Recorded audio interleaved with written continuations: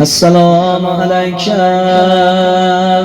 يا أبا عبد الله. السلام عليك يا ابن رسول الله. السلام عليك يا ابن أمير المؤمنين وابن سيد المسيحين. السلام عليك يا ابن فاطمة سيدة نساء العالمين. السلام عليك يا صار الله وابن صاره بل بترت موتون.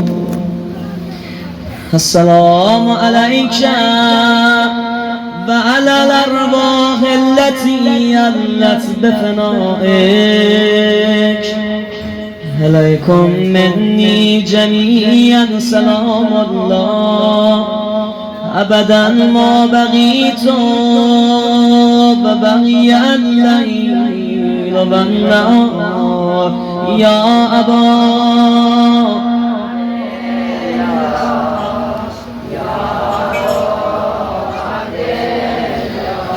لقد عزمت الرزية فجلت وعزمت المصيبة بك علينا وعلى جميع أهل الإسلام.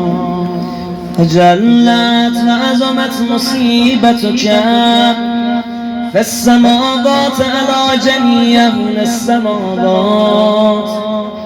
فلعن الله أمة أسست أساس الظلم والجور عليكم أهل البيت.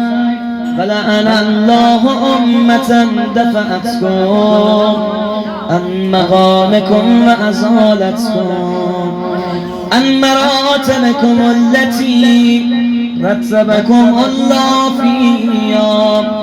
فلعن الله أمة قتلتكم فلعن الله الممهدين لهم بالتمكين من قتالكم. بريت إلى الله وإليكم منهم ومن أشيائهم وأتباعهم وأوليائهم يا أبا